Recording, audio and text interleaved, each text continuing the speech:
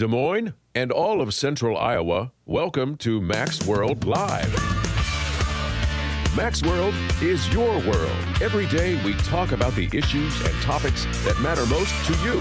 And as always, it's your voice we want to hear in Mac's World. So join the conversation by calling 515-244-0077. And now, here's the host of Mac's World Live, J. Michael McCoy. All right, good afternoon. 7 minutes after 3 o'clock on this second day of November. Wow. Do you know that we only have 7 weekends left till Christmas? Yes, my daughter told me. She informed me of that. That's just crazy. Yeah. 7 weekends. Right. And you know what the temperature is now? Yeah, what, 74 or something 75? like that? Yeah, ridiculous, isn't it? Yeah, well, I don't care about that so much as I just don't know where time, well, I know where time goes. You know, time is the most stable thing that we have. And yet we're surprised when we run out of it, don't have enough of it, or when we seem to waste it.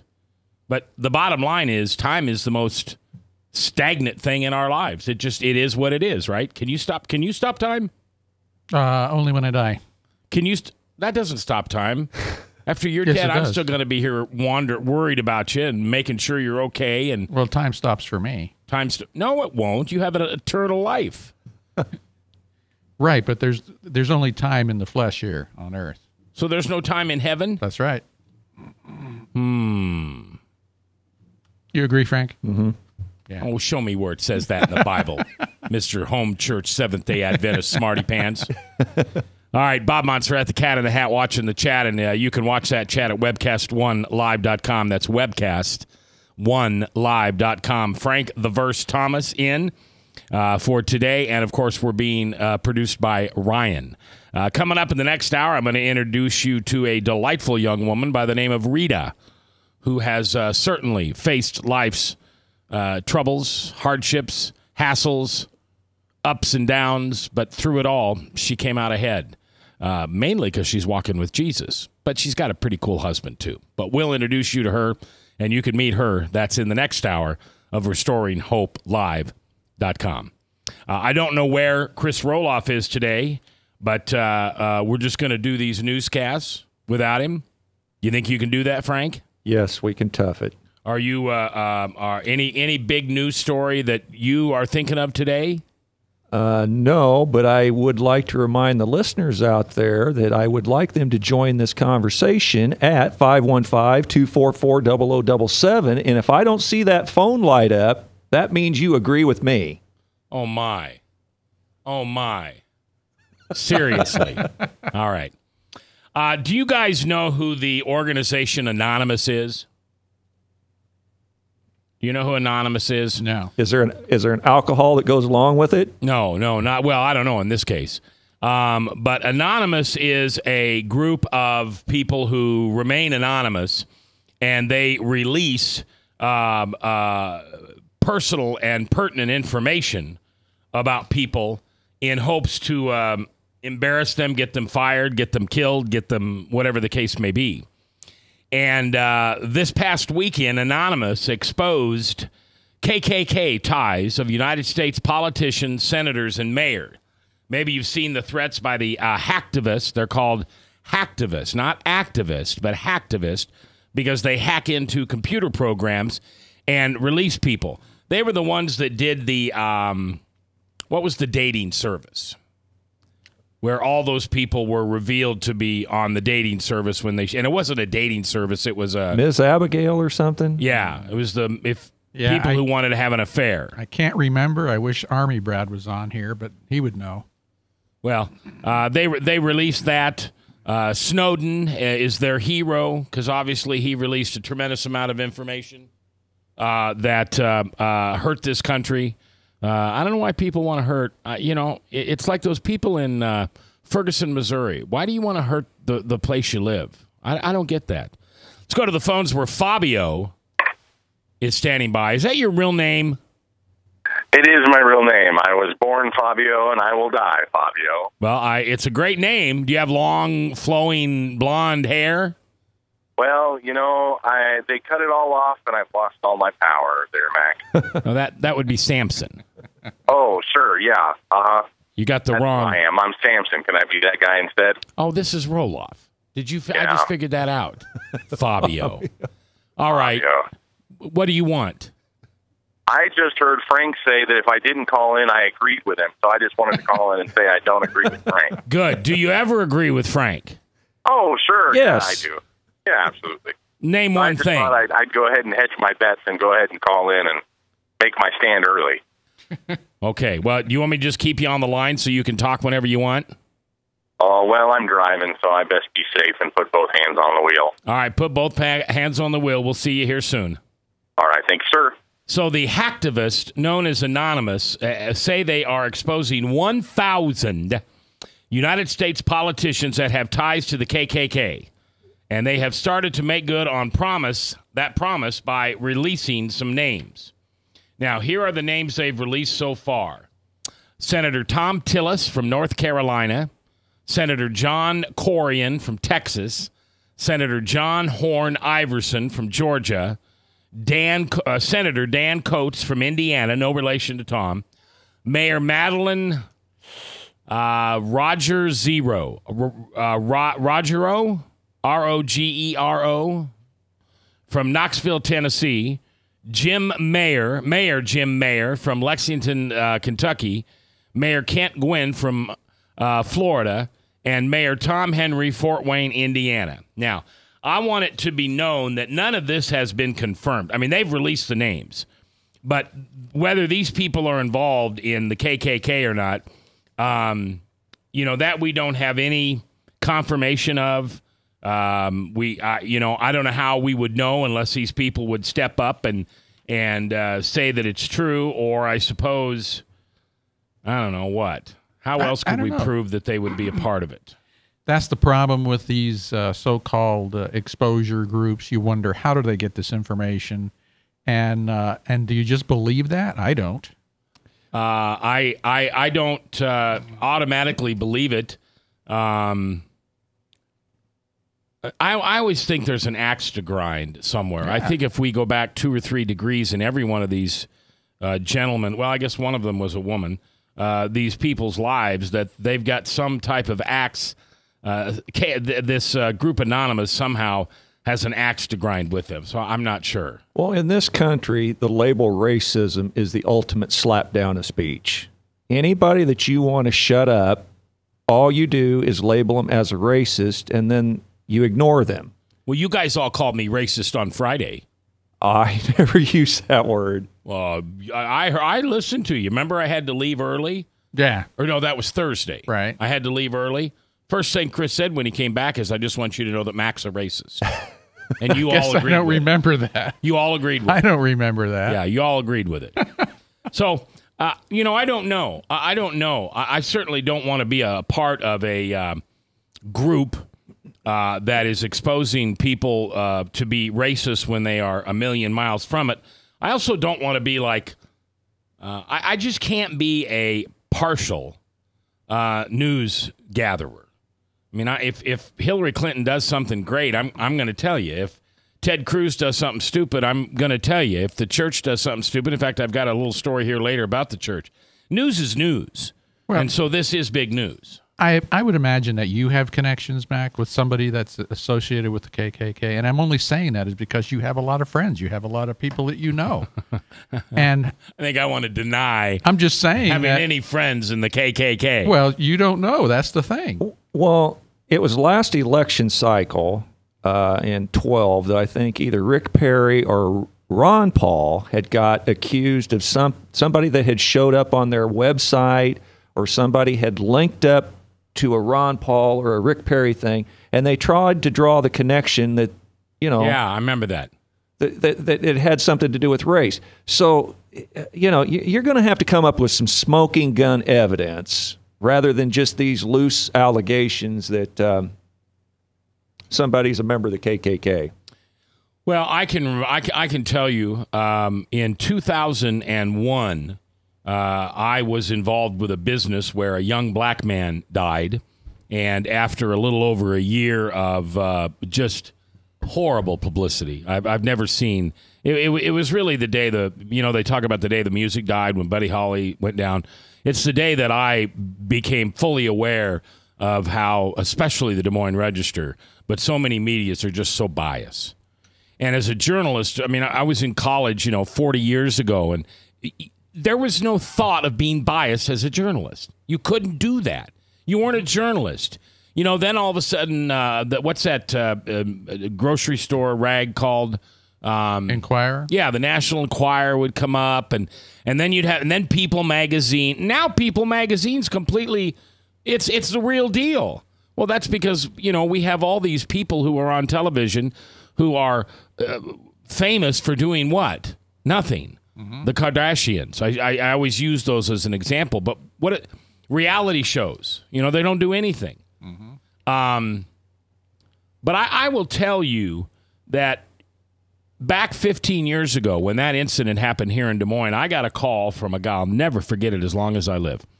And he called and wanted me to come down to one of their church meetings and speak about this thing that was going on.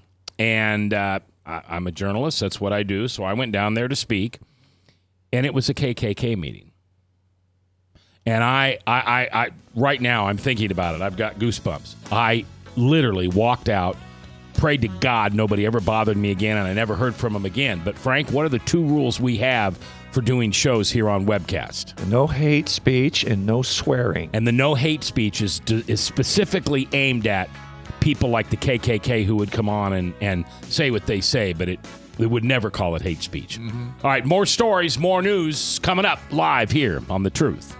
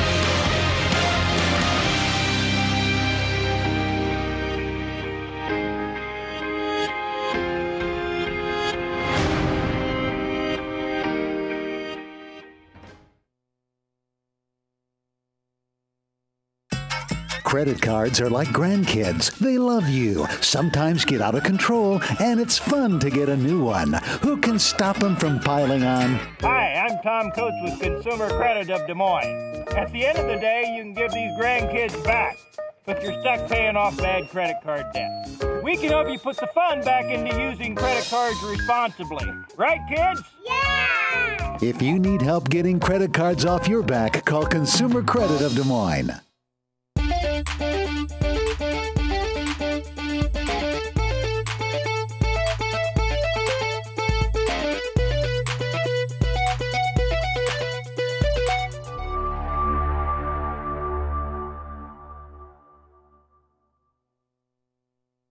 Hi, my name is David Burrier, your Hope Coach.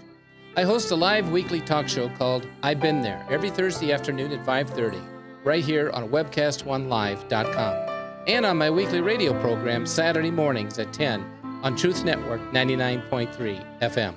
I interview common everyday people who have survived incredible life challenges and who testify to God's faithfulness in the midst of their storms. So join me as we bring a message of hope and encouragement.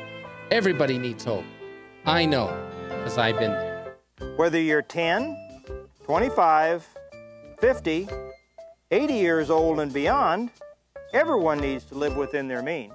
I'm Tom Coates with Consumer Credit of America. For almost a quarter of a century, we've helped people of all ages learn to manage their personal finances to benefit them far into the future. When problems arise, we've got the experience you need to make those debt problems go away.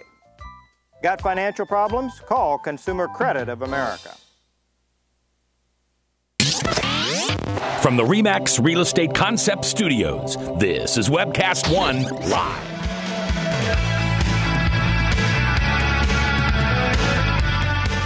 21 minutes after 3 o'clock. Welcome to Max World Live here on 99.3. If you just turned on the radio and went to 98.3 and then heard some music that you didn't want to listen to and realized that the station had changed and you hit scan, we're the next station that will come up. And if you're lost, now you're found. This is very similar to the Max World that we did for so many years here in the marketplace, except I don't have Bradshaw all the time. I do have him some of the time, but he can't do it every day. He's so expensive. I mean, he really is. Do you know what that guy wants an hour to come on the radio? No. 87 cents. Plus all the caffeine you can provide. Can you believe that outrage? I mean, he wants to be, obviously, one of the 1%ers of the world with the world's wealth and paying the highest taxes. And I mean, take 87 cents times 2 hours. That's $1.74 for 2 hours work. So what you're saying is he can't be here because he has to work. Yeah, he's got a regular job. He's a Microsoft help desk person. Oh, so when you call in, you may get to talk to him? You may get to talk to the famous Chris Does Bretsch. he insult anybody when he's on the phone? I'm sure he does. I don't know how that guy could ever do anything without insulting. Also, Russ is sitting here today. Russ is new at the radio station. You know, Russ, the best thing you could do is to stay as far away from Frank as you can. Did your mama ever tell you about hanging around with the wrong people? You know, bad influences? Bad influence. No, but I've never met I have never met a bad Frank. A bad Frank? Yeah. Well, you're the ballpark one over here is a bad Frank. I'm just telling you. All right. So this is a story coming out of townhall.com. That is a conservative website. They don't hide that. They will tell you that they are pro-religious freedoms, pro-guns. They are pro-Republican politicians, conservative. They don't hide that at all. What do you want to say, Frank? Well, unlike some other media sites who claim to be unbiased, but are really biased. I don't mind a bias whichever way you are. You can be left or right, either way. Just acknowledge your bias. Now, back in that day that you lived when journalists were supposed to keep their opinions out of the story, instead of inserting themselves into the story, just tell the story, as Brian Williams so rudely found out. But in today's day and age, there's no such thing as an unbiased reporter. So I don't care what political spot you are on the spectrum, just to acknowledge it and own it. Now, Frank, you said the days that Mac lived. Well, I lived those too. Yeah, I was going to say. Okay, Mac, you're older than Mac. Who is Frank? Yeah. Are you older than I am? Yes. Oh, I didn't know that. I knew Bob was older than I was. Russ, are you older than I am? Probably. Did you ever hear Buddy Holly sing live? No. No? Did you ever see Elvis? On TV. On TV, okay. Was it possible for you to go fight in the Korean War? Absolutely. Oh, Korean War, no. No, because you were too young. Mm-hmm. Okay, so you're probably the same age as Frank. Did you get drafted in Vietnam, Frank? No, the draft had just stopped when I went down to supposedly sign up for the draft, and they told me it's over, and I said, all right. Did you have to sign up for the draft? Did I have to? I remember what my number was, and I... Okay, then you had to. Right. Yeah, I signed up for... I was going to Nam.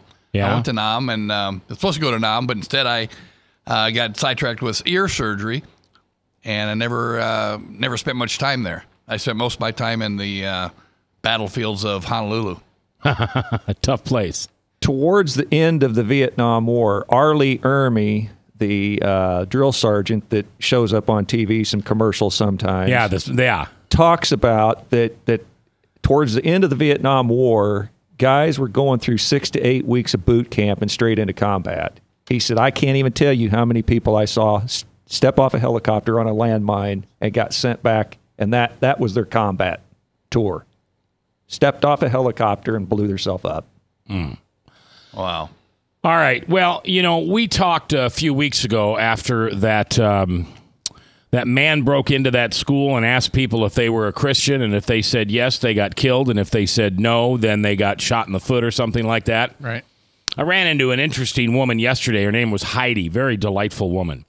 And I was over there for the, I don't know what you want to call it, the grand opening the very first church service for Harvest Bible Chapel in at the Grimes. Gertz house. Mm-hmm.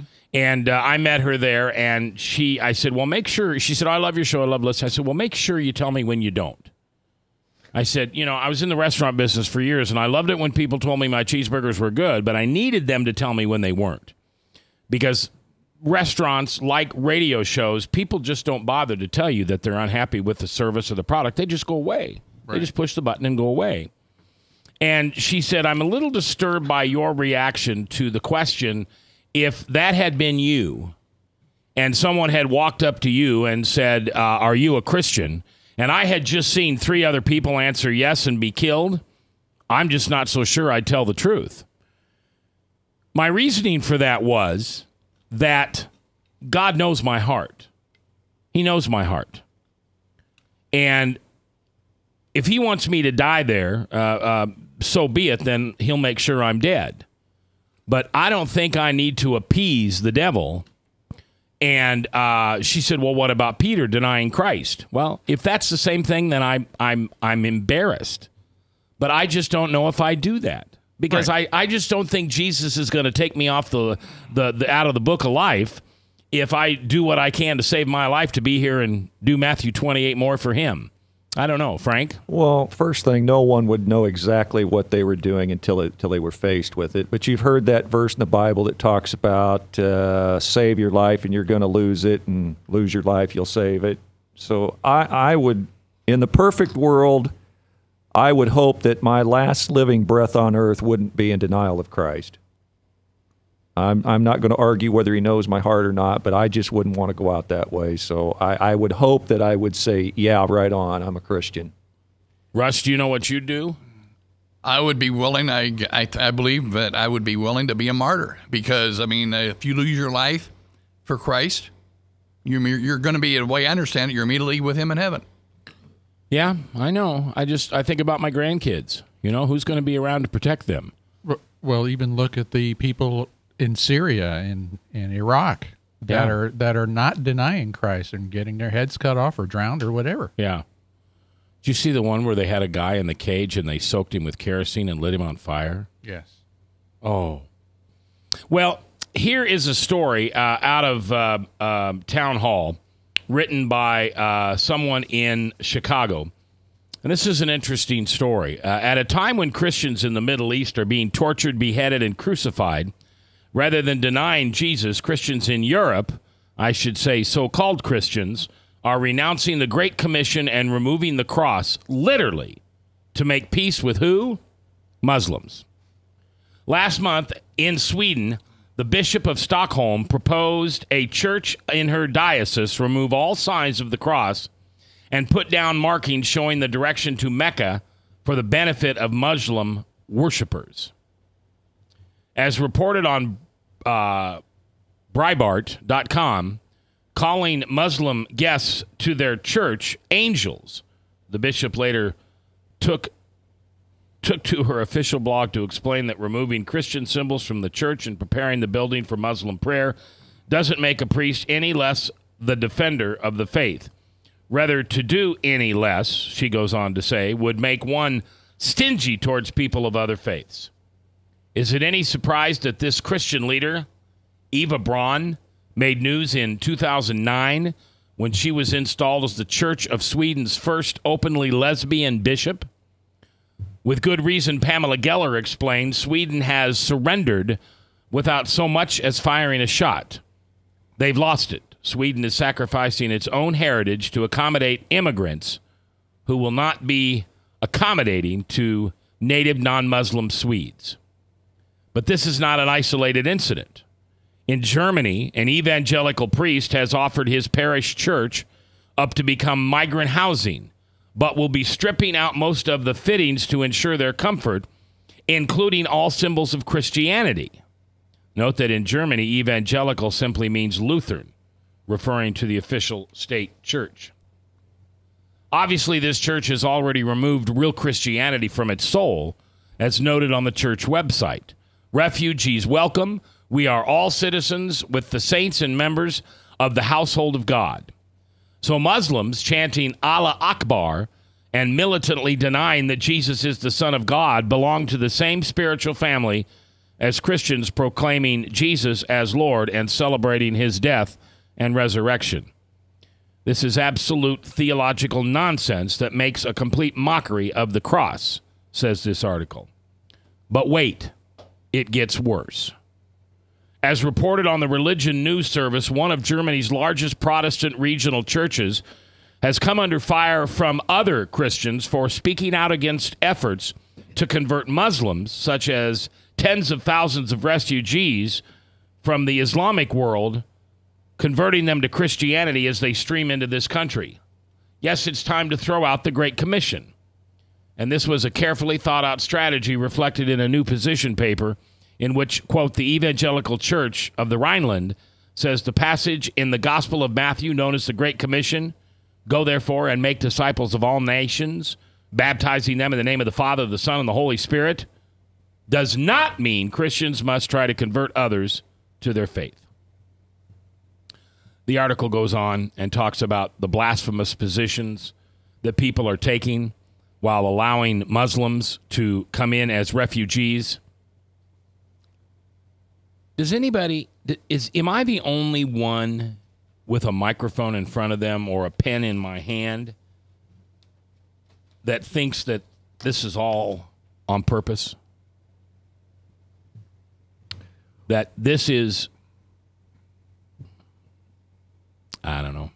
If I say the name of the president, then half the ears are going to shut off because I'm a racist or I'm a Republican or whatever. But this president has done everything in the world to deny Israel and allow Islam to spread throughout America, now bringing in thousands and thousands of quote-unquote refugees from an area that he pulled troops out of so that ISIS could take over. Now, I don't know if anybody heard, but boots on the ground boots in the ground, there are now American soldiers back in Iraq and Syria when on October 13th of 2013, Barack Obama, and I can play you the tape if you want, promised that he'd never have boots on the ground again in the Middle East. Frank? Well, I've got something to say here, but I'll give out the call number in advance of saying this. It is 515-244-0077 because I'm sure everybody's going to agree with the verse here when I make this statement that I believe Barack Obama exactly wants and is promoting the Syrian refugee crisis. And why would that be? Because he is trying to saturate England, Germany, and France with these Muslim extremists, and when they can take no more, naturally, who is going to be the recipient of what they can't absorb? We will be. The good old U.S. of A. Leaving a mess, an incredible mess. So we are inviting terrorists and terrorism to our shores, and it is being exactly promoted by Barack Obama. Now, somebody out there, please step up and disagree with me. That's 515-244-0077. You're really encouraging people to disagree with you on this. Amen. All right. Phone lines are open, 244-0077. You can call us and give us your opinion. I don't wear a tinfoil hat. I'm not a crackpot. I'm just a Jesus freak with an attitude who thinks Barack Obama is trying to seed our country with evil. What do you think? From the RE/MAX Real Estate Concept Studios, this is Webcast One Live. I'm Brian Leach, owner of Service Legends, and my position is Chief Talent Officer. I'm Nicholas Wonderscheid. I am Bernie Hobbs. And I'm the Service Manager. Marketing Director and Client Relations Manager. Everything that we do is about ensuring that we exceed your expectations. Our clients are important to us. 100% satisfaction. We're not just focused on heating and cooling. That's the easiest part of our job, actually, is fixing furnaces and air conditioners. Everyone that we come in touch with, we want to improve lives. Bottom line is, we've got our installation guarantees, 25% energy savings guarantee, comfort guarantee, temperature selection guarantee, property protection guarantee. 100% satisfaction guaranteed, fixed raters free. All of those guarantees are backed up with a 100% money-back guarantee to hold ourselves accountable to making sure that you get what you're after. Just fixing the problem today. If they have another problem 5 days down the road, it's still fixed right or it's free. We use what's called straightforward pricing. Our technicians are going to give you an exact to-the-penny price on what it's going to take before they move forward with any repair. That way you know what to expect. It's the same price every day. No surprises.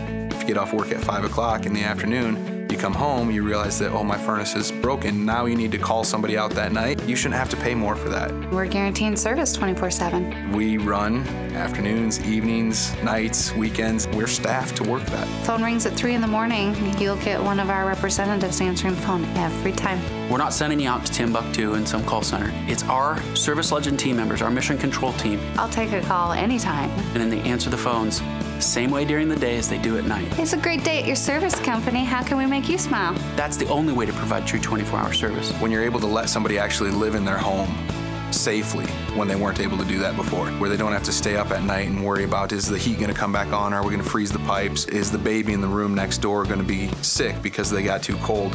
When you're able to help somebody overcome challenges like that, that's impacting a life. That makes a difference. I get goosebumps thinking about it. I love the team. I love the people that I work with. We have fun, but we work hard.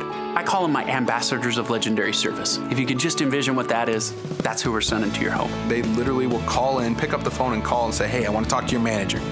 And I get on the phone, they're like, that technician that was at my house was the greatest technician ever. That's cool to me. We want to brighten people's days. Every person that we have going into the house has gone through an extensive background check. Drug testing, we have a very thorough interview process that 1 out of 140 people make it through. If we promise you something, that's what you're going to get, no matter what. We're here when you need us to protect the safety and comfort of your family. If you're not happy, we're going to make it right. If we're willing to put 100% money-back guarantee on what we do, what type of work do you think we do? Give us a call. We're there for you 24/7, 365 days a year. Enough said.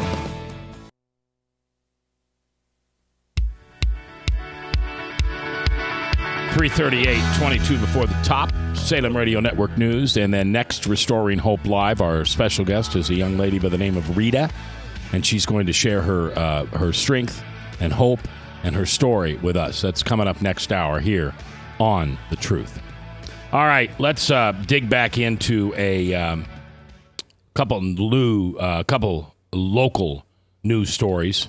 Because, Frank, nobody wants to come in and disagree with you, so apparently everybody thinks you're right. That's right. Des Moines police are investigating the death of a woman they say was hit by a vehicle Saturday night. The body of 22-year-old Haley Holes of Des Moines was found just before midnight on Halloween near the intersection of Hull and Delaware Avenues. Investigators say she was found outside of a vehicle she had been a passenger in. It appears Holes was struck by the vehicle and died from the injuries she received. The driver of the vehicle, 41-year-old Sam Archer, was arrested on separate warrants not pertaining to Holes' death. He is not listed as an inmate in the Polk County Jail at this time. Crazy stuff. A 28-year-old man is charged in a chase involving the Iowa State Patrol on Interstate 80.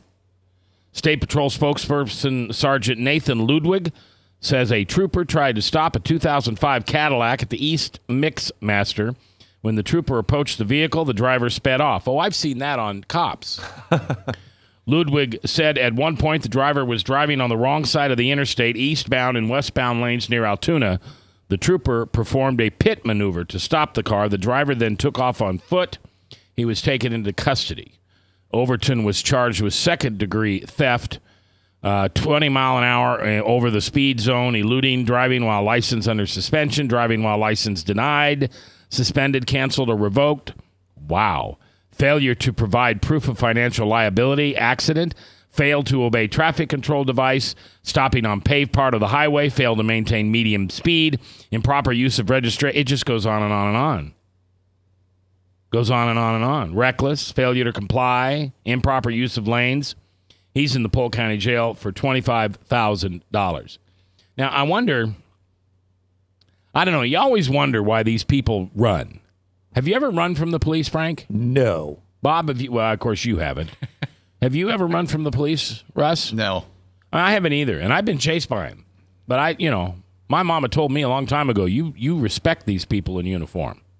I got a buddy who insists, and I can't vouch for this, but I got a buddy who insists the pit or the pit maneuver, which whatever you was referring to there, where cops take somebody out, was inspired by the late, great, use that term loosely, Dale Earnhardt Sr. for all the stuff that he had. Yeah. All the shenanigans he had pulled on track. And supposedly that maneuver was inspired by his driving style. Yeah, if you go back, for those of us who follow NASCAR a little bit or a lot, I'm a NASCAR fan. I don't remember the last time I watched a full race, to be honest with you, and I don't watch the short tracks, and that's what they had on yesterday. But Dale Earnhardt Sr. was not a very well-liked man. Back in the early days of Richard Petty and Bobby Allison and some of those folks, he was a dirty driver. And he did invent the pit maneuver. You know what the pit maneuver, you know what it is, don't you, Bob? Oh, yes. Yeah, you that hit the police use. Yeah, you hit him and then you spin him out. Mm-hmm. And I don't know what would have happened to Senior's reputation had he not died so tragically in a NASCAR. You got to wonder, we have a lot of people that die young or before their time in a tragic situation, and immediately in this environment in our country, they're heralded as some type of hero or folk legend, when in fact, if they were to live the life out the rest of the time, they probably would have died not the hero, but the villain. Well, that goes along with what I've said for many years, is Dale is a bigger legend and a bigger hero in death than he was in life, because, as you say, I attended probably 35-some races at Michigan International Speedway, and he was resoundingly booed. The only one that got even equivalent to him in boos was Darrell Waltrip. Yeah. The two biggest cheers were always for Richard Petty when he was still racing, and Bill Elliott. Bobby Allison, Cale Yarborough, and now Darrell Waltrip is a huge Fox contributor, commentator. But what had happened was they turned Darrell's image into a good guy, and they were in the infancy of turning Dale's image into that also, and that intimidator thing became cool to be an intimidator. Personally, I never liked dirty driving tactics on the track, but if that's some people's cup of tea, I guess. See, I don't understand what dirty driving is. I mean, I understand in football, and I'm not a huge sports person, and I did not watch the Nebraska game this week, which was probably to my advantage. How we lost to it. 0-6 was Purdue, and we lost to them. We'd probably lose to Ankeny Junior High right now. We're so bad. I happen to like racing where you can actually pass somebody without running them over, moving them out of the way, or sticking them in the wall. But isn't that what racing's about? Is racing supposed to be a non-contact sport? No. Well, if you're on a shorter bull ring track, you may be able to get by with that type of stuff. But on these multi-super speedways where they go in excess of 200 miles an hour, I personally don't want them rubbing wheels and banging metal, because I don't want my guy to die out there on the track and have my children that I happen to have with me, or my grandchildren, watching the death of but that maneuver. You're a wussy. That maneuver You're not a real NASCAR fan then. Do you go to see the gore? I go to see the wrecks. I'm sorry. Am I the only one? Russ, do you watch the race? If there's no wrecks, do you enjoy the race? But that blocking maneuver in which Dale Earnhardt died in, he had done that hundreds and hundreds of times to various other drivers on the track, and it just jumped up and bit him that particular day. I mean, I had seen guys walk away from hundreds of wrecks like that, but Dale didn't walk away that day. Well, because of him, we have the Hans advice.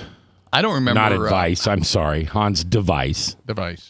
I don't remember how Mr. Earnhardt died. I mean, I know it was a NASCAR race. But he had his team cars, which was Michael Waltrip and Dale Jr. was under his DEI banner, and they were basically out front, and he was trying to throw some blocks to some faster cars, including Bill Elliott, Sterling Marlin, Kenny Schrader. He was trying to keep those guys behind him because he knew he wasn't going to win the race. So he wanted one of his two cars out of his stable to win. So he was out there trying to cover about 4 lanes of traffic, and he just stepped into somebody's lane that had some momentum coming. It stuck him in the wall nose first, and that was it. Yeah, and stuck him in nose first really quickly and with a lot of power. I mean, like boom, bam, and that's it. And back then, we didn't have what was now called the Hans device. Your neck was kind of open to move around. You know, you could turn your head and look behind you to see who was coming. And it snapped his head. It snapped his neck. And they didn't have head and neck restraints. Also, the pads that were attached to the seat. But one other issue, not to prolong this conversation, but Bill Simpson had told Dale for years and years and years a way to mount his seatbelts. I don't know who Bill Simpson is. He's the safety guy that designs fireproof uniforms, et cetera, et cetera, et cetera. Oh, okay. He wanted Dale to attach the seatbelt comes down through the metal seat. He wanted to attach it at a 45-degree angle behind the seat. Dale wanted to attach it up higher, have the seatbelt coming through the seat, and then where the seatbelt come through, there was stress on the seatbelt right there. And Simpson wanted the seatbelt mounted in a certain way where there was no stress on the belt whatsoever. And they said that the seatbelt broke, causing his face to slam into the steering wheel. And, of course, he refused to wear the closed-face helmet. And, he died instantly. He died instantly. Yeah. I'm just impressed with Frank's knowledge of that. Of NASCAR? Yeah, I had no idea. Oh, you did? Well, his thing on his Facebook page is an old NASCAR of what, Richard Petty? No, it's Bill Elliott and Alan Kowicki at Michigan International Speedway in about 1991. That was the pole. Did you take that picture yourself? I took that picture. Oh. Why did you used to go to Michigan so often? It was the closest super speedway that we could get to that was the less wrecks, and always the fast car prevailed. And Bill Elliott and the Fords were always fast, so generally the Fords and Bill Elliott prevailed.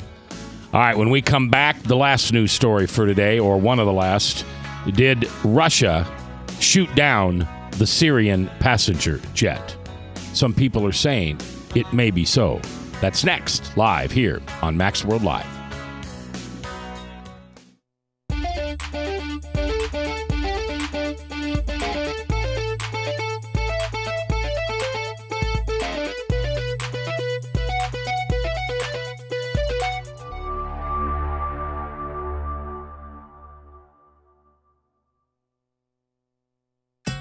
Credit cards are like grandkids. They love you, sometimes get out of control, and it's fun to get a new one. Who can stop them from piling on?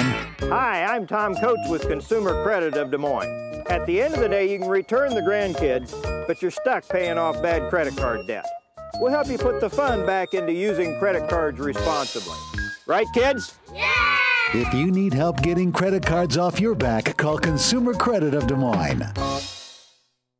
Hi, my name is David Burrier, your Hope Coach.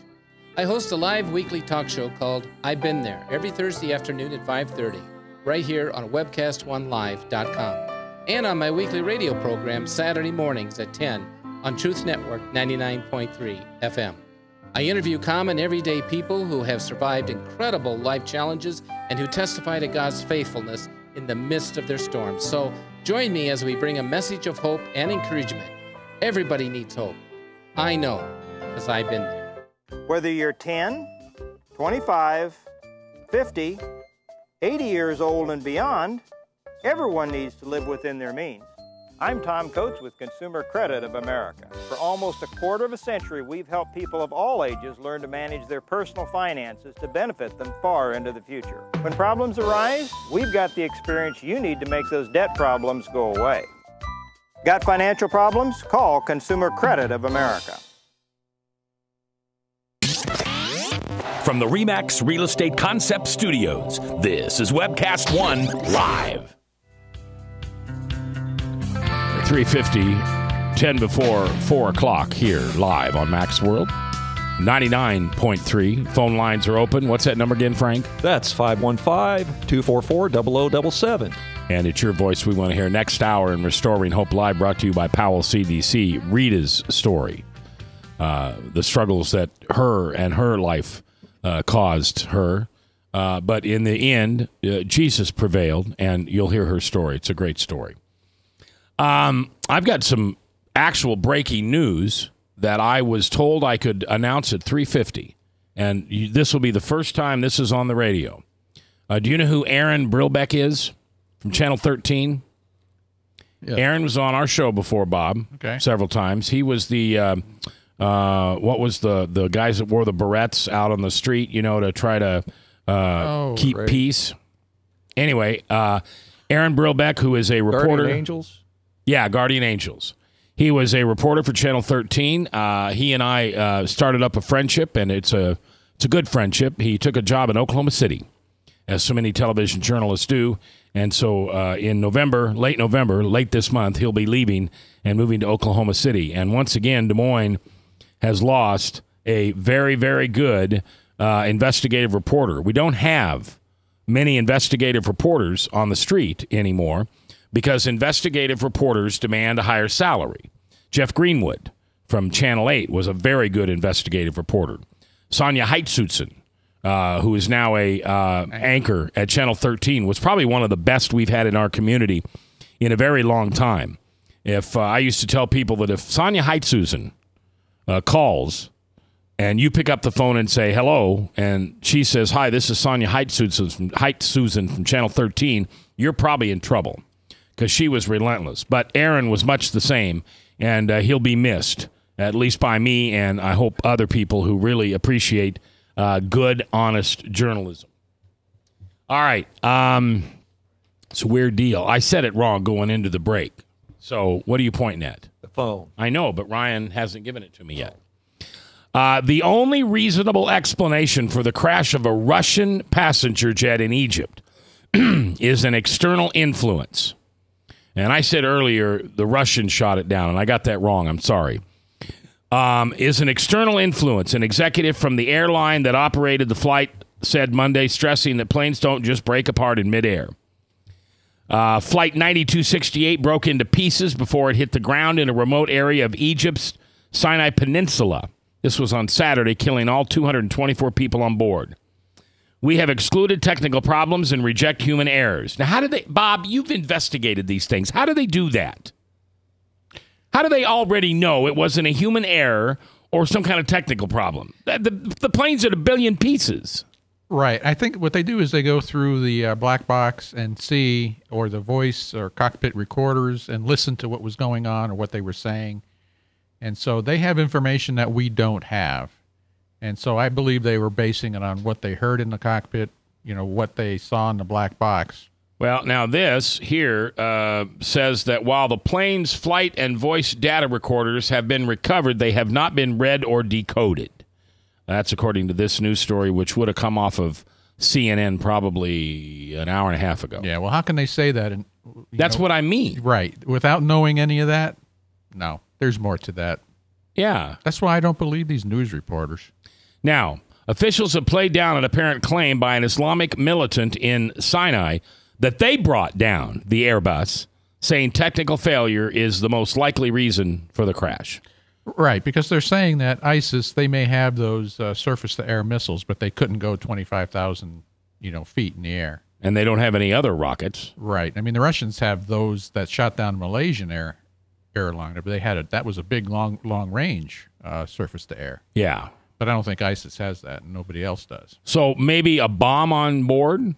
That's what they were saying earlier today. I was watching Fox, that they thought it could have been an explosive. Could have.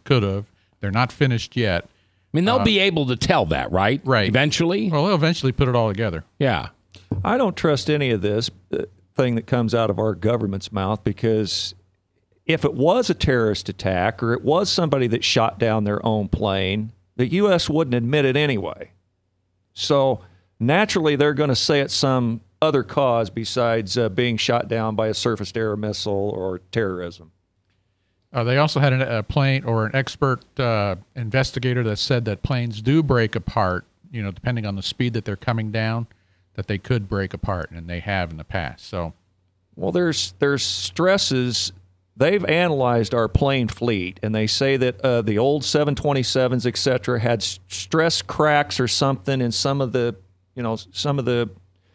structure of the airplanes, that some piece of that could blow off, sure, causing decompression of the cabin and cause an airplane to go down. Exactly. But they're going to be able to take a look at the pieces of that plane, right, and find out where it broke apart. Mm-hmm. And was there any fire? Was there an explosion or something like that? Right. Or did the plane just mechanically fall apart? Right. The our National Transportation Safety Board, they get every piece and they will rebuild that plane. It takes a long time. Now, but see, we're not involved with this.